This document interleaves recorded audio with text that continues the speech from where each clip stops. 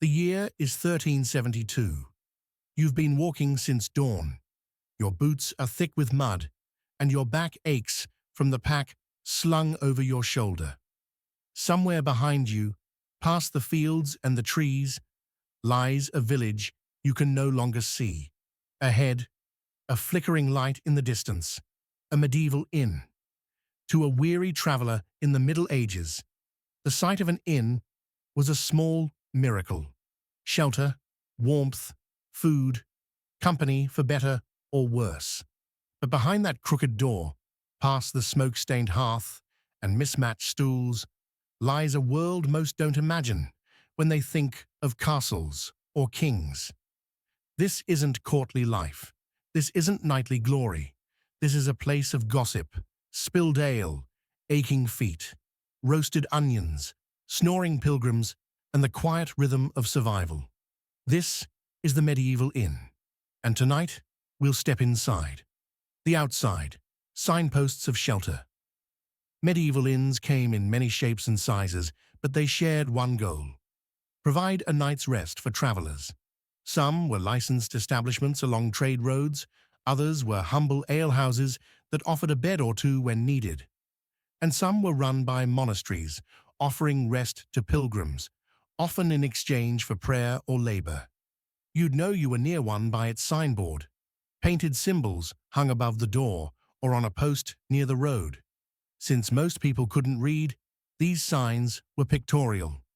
A boar's head for meat served hot, a crown or stag for royal connections, a chalice or star for pilgrims, a red lion, green dragon, or white hart for general welcome. The signs creaked in the wind, faded by rain and soot, but they meant warmth was near. The threshold, a step inside you. Duck beneath the low lintel.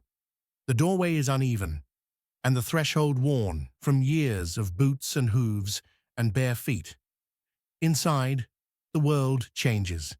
The air is thick with smoke, and the smell of roast meat, unwashed bodies, spilled beer, and straw. A hearth crackles to your left. Wooden benches line the walls. Dogs lie near the fire, twitching in sleep. A man snores in the corner, already deep into his cup. The innkeeper looks up from behind a battered counter. She's in her 50s, though her face tells of a harder life. One eye is sharp, calculating. The other is soft, perhaps kind. You nod. She nods back. No words are needed just yet. You are not the first stranger to pass through this door. You will not be the last. Sleeping quarters, no privacy, few pleasures. If you're lucky, you'll get a shared room. If not, a spot on the common floor near the fire. Privacy is rare. Beds where they exist are often shared. You might sleep next to a merchant, a monk, or a man whose name you'll never learn. Lice are a given. So are snores, flatulence, the smell of garlic. But after a day on the road, even a wooden floor and coarse blanket are a comfort. Above your head, you may hear the creaking of the upper floor, the solar, where the innkeeper's family lives, and sometimes better-paying guests are kept separate from the rowdier crowd below. But you'll be fine down here by the embers. The common room, food, drink, and stories. Most of your evening will be spent in the common room, a smoky, chaotic, wonderful place. Here you'll find minstrels tuning lutes or telling tales of dragons and saints, traders arguing about prices and weights, pilgrims praying over bread, soldiers nursing wounds and cheap wine, and the occasional spy or thief, watching and waiting. The food? Simple but hearty. Stew made of root vegetables, sometimes with meat. Bread, coarse and dark. Ale, always ale, safer than water. And if you're fortunate, a wedge of cheese, hard as stone but satisfying nonetheless. You eat with your fingers. Knives are shared. No forks yet. Not here. You wipe your hands on your tunic and drink deeply from a wooden cup. The warmth spreads. You listen. You laugh. You wonder how far the road will take you tomorrow. Time slows at the inn. Outside, the wind howls. A storm may be coming. Inside, stories are told in low voices.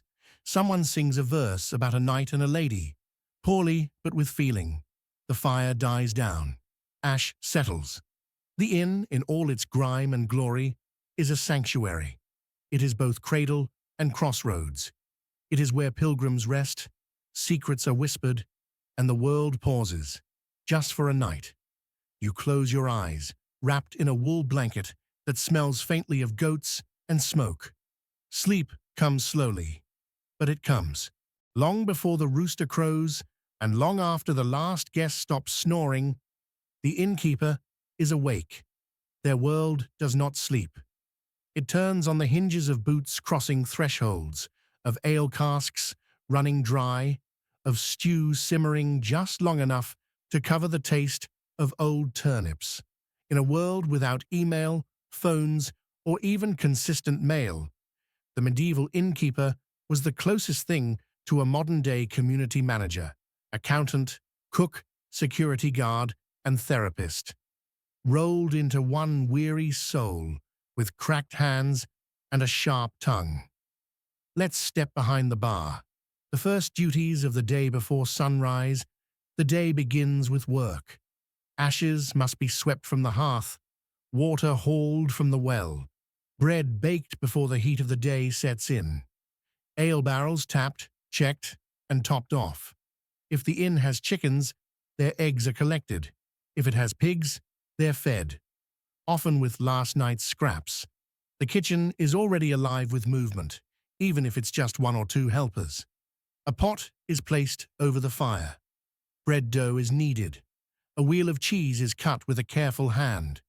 This wheel must last the week. And all the while, the innkeeper listens, ears always open. Are guests waking up peacefully? Are there sounds of argument? A man vomiting out back? A horse escaped from the stable? The day has only just begun. The ledger and the law running an inn wasn't just about warmth and welcome. It was also about records, permits, and profit. Many towns required innkeepers to keep track of who stayed under their roof, especially during times of war or plague. In some areas, you were legally obligated to report suspicious travelers or those without proper papers.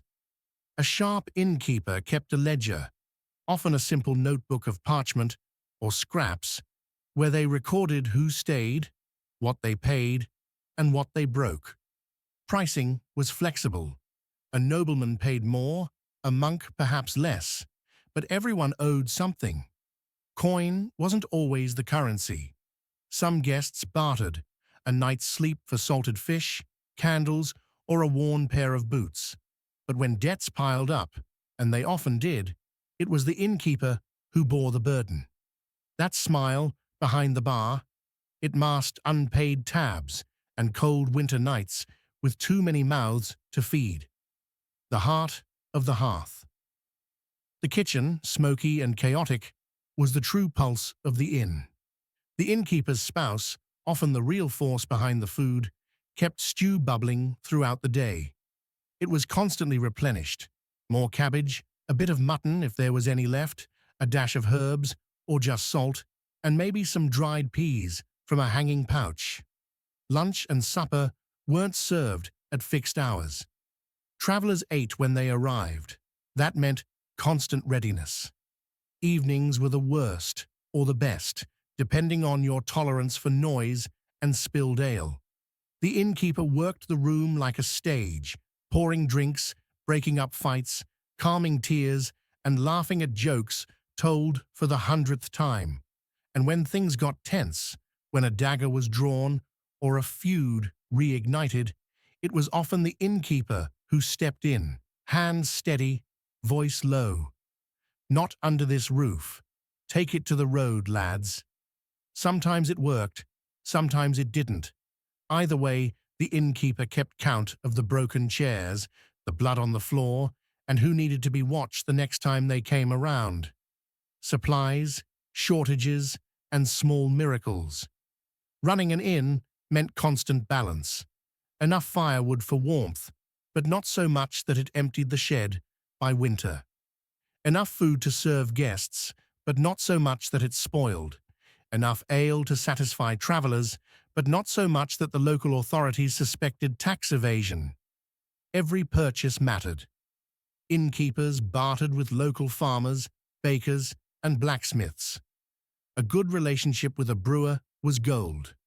A bad relationship with the village reeve could mean fines, or worse. When shortages hit, as they did often in times of famine or plague, the innkeeper had to make hard choices. Feed the guests or feed the family. Water down the ale or run dry. Raise prices or risk riot. Every day was a gamble, but somehow many innkeepers made it work. Through grit, gossip, and no small amount of prayer. Memory and mediation, perhaps the greatest tool in the innkeeper's arsenal, wasn't a ladle or broom. It was memory. The innkeeper knew everything. Who passed through last spring? Who left without paying? Who was in love with whom? Who was carrying secrets? Who could be trusted with a room near the valuables? They were the unofficial record keepers of the road. And sometimes they were mediators. A couple arguing. The innkeeper sat between them. A man shouting about a stolen purse. The innkeeper remembered who sat beside him. A fight about to start. The innkeeper told the story of the last man who got banned, and how he never found shelter again. The inn was their realm, and within its crooked walls they ruled with flour on their sleeves and wisdom in their eyes. One door, 1,000 stories. A medieval inn was more than shelter. It was the crossroads of a continent, where pilgrims, merchants, mercenaries, monks, nobles, peasants, and thieves all shared the same air, often the same bed, and always the same stew. Who came here? What did they carry in their packs and in their hearts? Let's meet the guests. The pilgrims, feet sore, souls heavy. Their cloaks are tattered, their staffs worn smooth. They bear badges of their destination, St. James's scallop shell, Canterbury's cross, or Jerusalem's palm leaf. The pilgrims come in quiet clusters or alone, trudging through mud and dust in search of shrines and absolution. They bring little, a blanket, a pouch of dried meat, maybe a relic, real or fake. Some are devout, murmuring prayers at the table. Some are desperate, hoping their journey will cure illness or guilt. Some are simply bored nobles, seeking adventure, disguised as piety. They often sleep closest to the fire, not by right, but by courtesy. The road has weathered them. And in inns, even raucous soldiers sometimes step aside for a limping pilgrim. At night, they whisper tales of visions, miracles, and sins. You might hear one mutter, in sleep, a name, a confession. They'll be gone by dawn, leaving behind a token or prayer tucked into the cracks of the hearth. The merchants, always watching, always counting. Their robes are finer, their purses heavier, though clutched tightly. Merchants are the lifeblood of roads and towns, sellers of spices, silks, wool, wine, salt, and stories. They speak several tongues. They count coins by weight and listen with eyes narrowed. They argue endlessly about tariffs, tolls, and the crookedness of local reeves. But they know the inns well.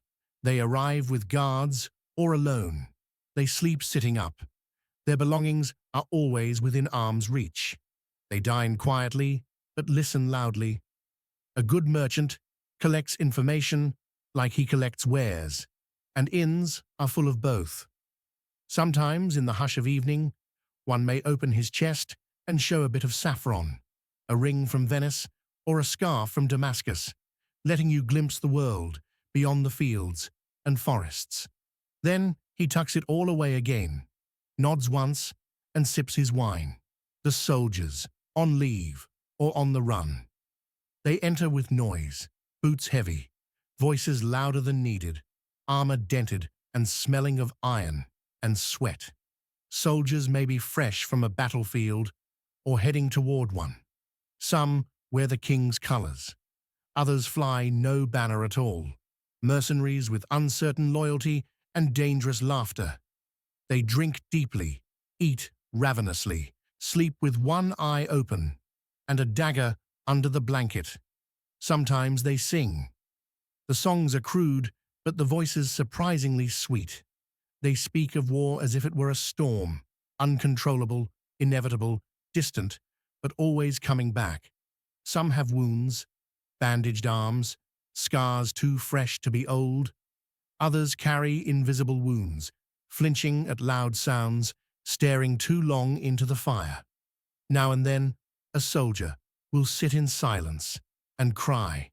No one speaks of it, not even the innkeeper. He'll sleep, then leave, and the bench will remember the weight. The minstrels and wanderers, spinning gold from air. Then there are the minstrels, the lifeblood of the common room. They carry lutes, fiddles, flutes, and long stories stitched together with melody. They sing for coin, food, or simply a warm place to rest. Their songs are strange and winding, about queens turned to deer, dragons that cry, or a love so strong it tore down a tower. Some say minstrels are spies, others say they're fools, but few inns are whole without one perched by the hearth, strumming softly as the stew bubbles. Wanderers, too, come with no known trade. They speak little, watch much. They could be poets, they could be thieves, they could be kings in exile, or nothing at all. They leave little behind, save a silence that lingers after their boots have gone. The drunkards, thieves, and ghosts. Of course, not all guests are welcome or safe. Drunkards stagger in from nearby taverns, throwing coin and curses in equal measure. Thieves prowl the common room at night, fingers light as feathers. Fugitives hide in plain sight, face down, cloak drawn. The innkeeper sees them. She sees everything. If trouble starts, she knows who threw the first punch. If a purse goes missing, she remembers whose hand moved strangely by the bench. But she says nothing, not until it's necessary. Some guests are ghosts, not literally, but close. They don't speak, they don't stay long. They leave behind odd items, a feather, a coin from a far land, or a prayer written in a dead tongue. No one asks. Some stories are too heavy to carry. Night falls on the room of stories. By midnight, the common room is a quilt of breathing bodies. Snoring, whispering, coughing. Someone mutters in a dream. A child shifts in her sleep.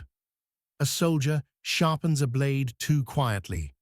And yet, there's peace.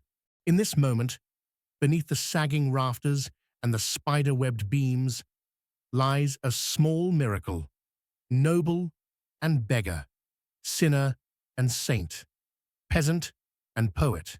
All share the same roof, the same fire, the same strange song of survival. No one is alone, not tonight. Life in the medieval inn might have been rough, drafty, and riddled with fleas, but there was always food, not always good, not always fresh, but warm, filling, sometimes even delicious. Tonight, we pull up a bench at the table. We'll eat what they ate, drink what they drank, and learn what celebration looked like in a world where survival was already a victory. The stew that never died. At the center of every inn's hearth was the pot, always simmering, never quite empty. This was the perpetual stew, a living dish that changed daily depending on what the innkeeper could afford, what travelers traded, or what the stable boy could snare in the woods. One day, rabbit and turnips. The next, old mutton, lentils, and wild garlic, always seasoned with onion salt if they had it, and a touch of something unknown. Bread, dense and coarse, was served alongside. Hard crust, rough grain. If it was fresh, it was rare. More likely, it was 2 days old and dunked into stew to soften it. Food was shared, one bowl for two, sometimes more. Spoons were common, knives too. Forks, still rare in most parts, you ate quickly. Talking was kept to a minimum during meals, and yet it felt communal. As the steam rose, the room felt like a cathedral of the common. Every bite was proof of a day survived, a rare feast when luck or nobles arrived. Now and then, a noble party passed through, and with them came coin and expectation. The innkeeper would raid the cellar, what little there was of it. Chickens slaughtered, ale barrels tapped, dried herbs brought down from the beam where they hung all year. The meal might include roast game, venison or boar if a hunter had been lucky, spiced wine, heated with cinnamon, cloves or nutmeg, fresh cheese, fruit if in season, nuts if stored well, honey cakes, small and rare, but treasured. The cook would sweat over the fire, burning her arms on the cauldron, praying not to disappoint. Even commoners were fed better when nobles were present. Leftovers were scraps, but glorious ones. And for a night, the inn felt like a castle, lit with candle stubs, filled with laughter and music. Ale, mead, and questionable brew water, unsafe. Milk, rare unless you had goats. So what did they drink?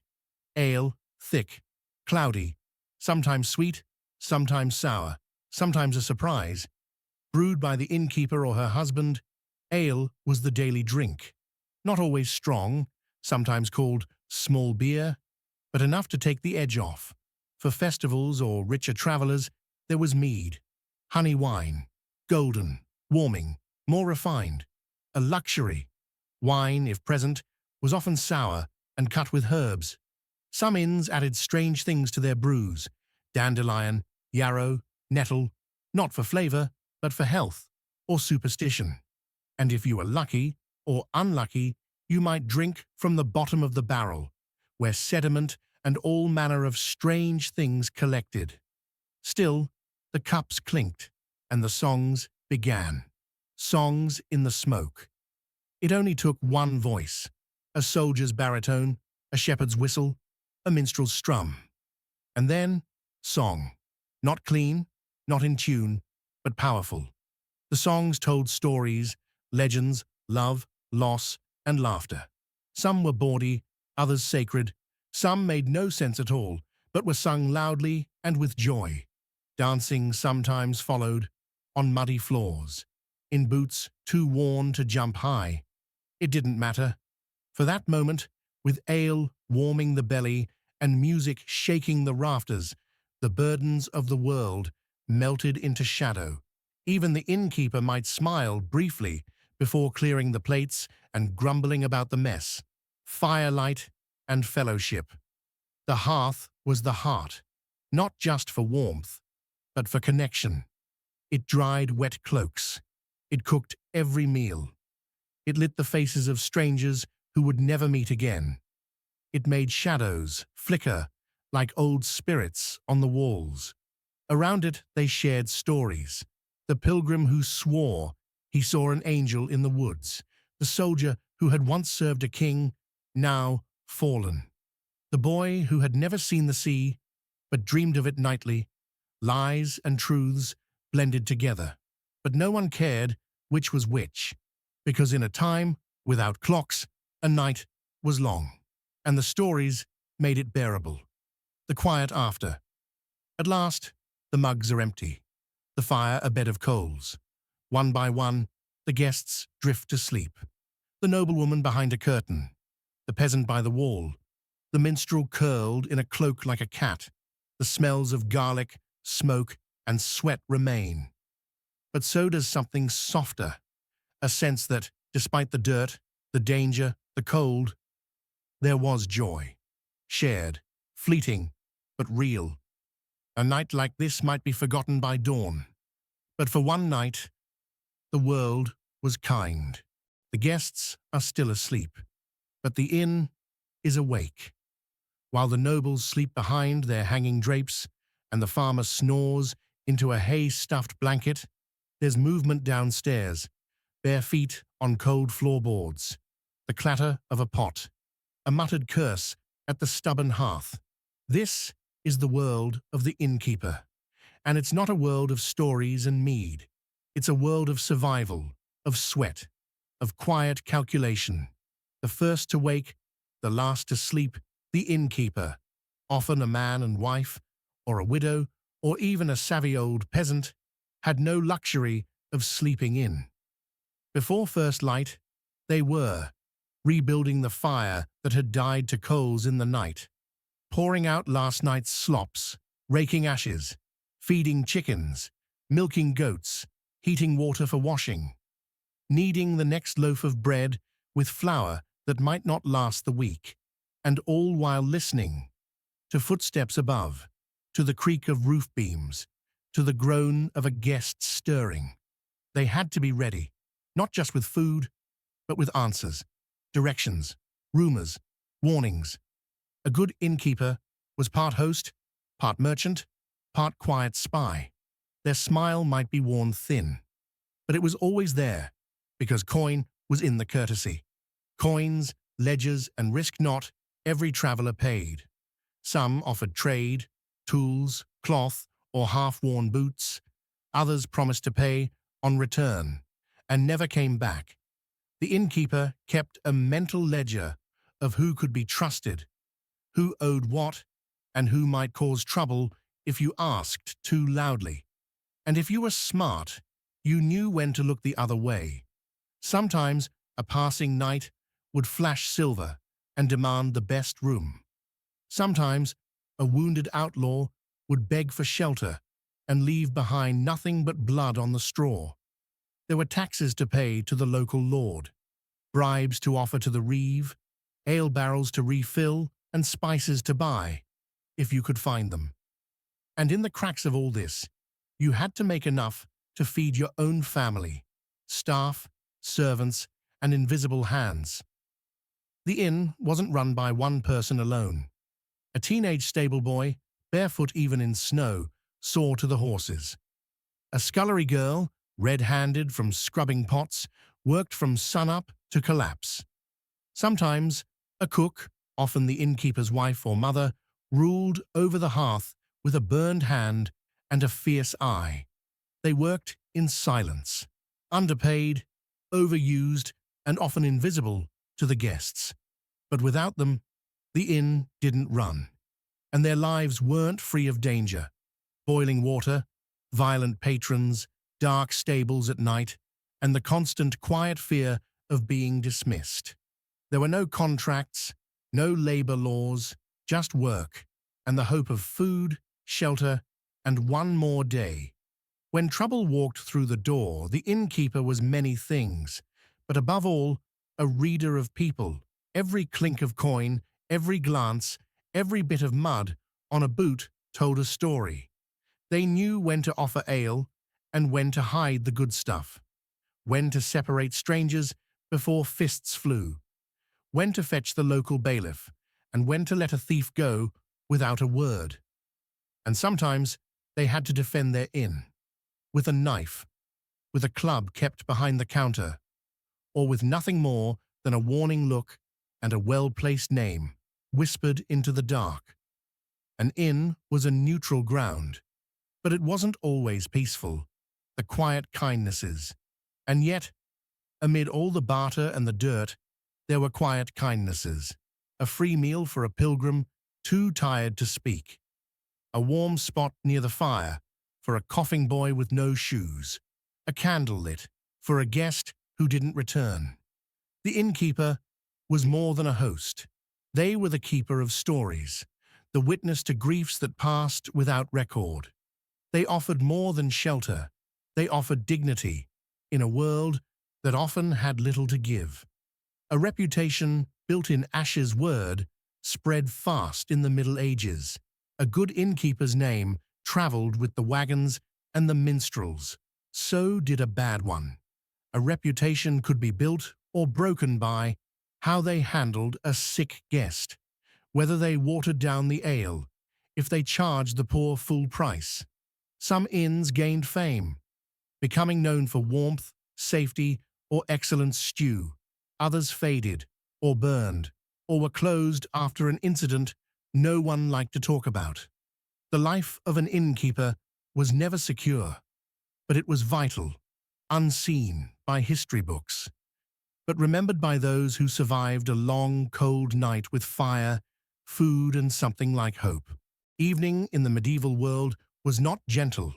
It was a time of closing doors, shuttering windows, whispered prayers, because when the sun left the sky, so did the safety of the known world.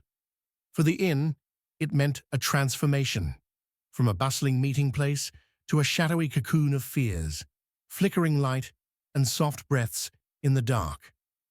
Candles and protection. As darkness fell, the candles came out, short, stubby, made of tallow, their smoke thick and their light unreliable. The innkeeper's wife might pass from room to room, lighting each one with the same taper, muttering a blessing under her breath. Not every room was lit. Candles were precious.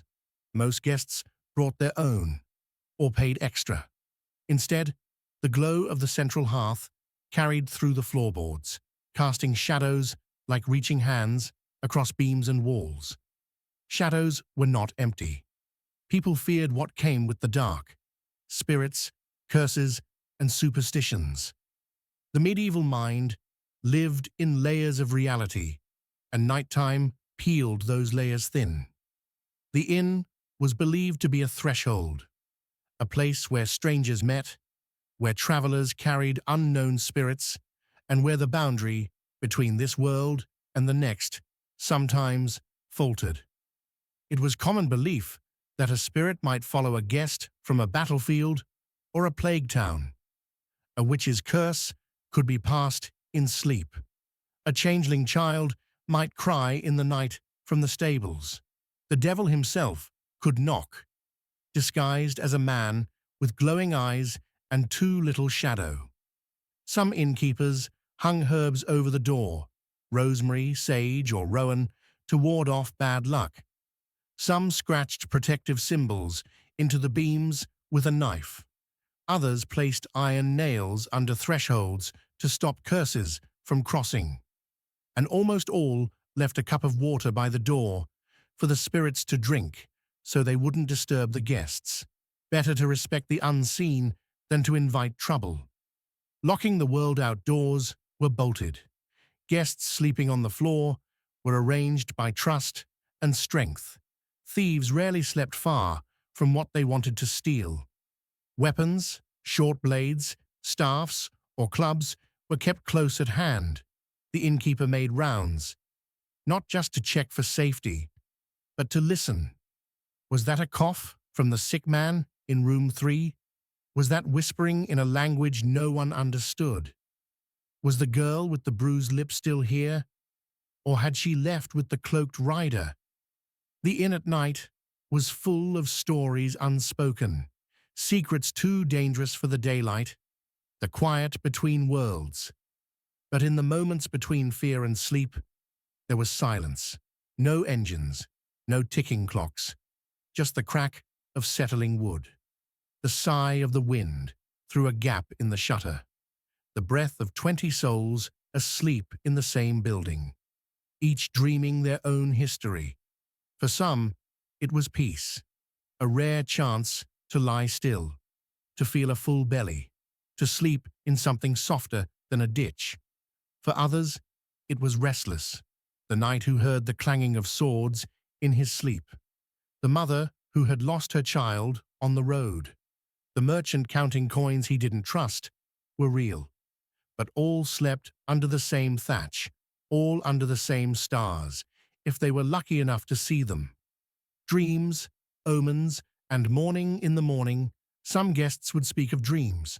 A black dog at the end of the bed, bad luck. A white bird flying through the door, good fortune. A dead loved one offering bread, an omen of illness. A song heard in the dream, still stuck in the ear. The line between dream and message blurred.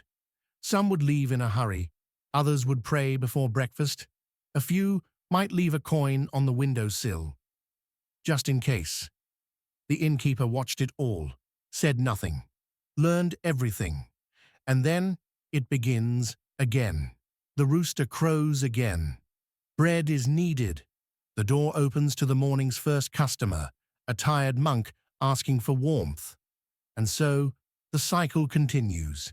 The medieval inn is not remembered in great history books. It has no battles, no thrones, but it was the setting for thousands of unseen stories.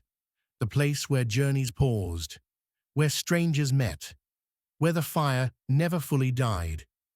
And though the stones may now be ruins and the roads overgrown, somewhere beneath our modern feet was once an inn, filled with laughter, fear, and the soft breathing of the living.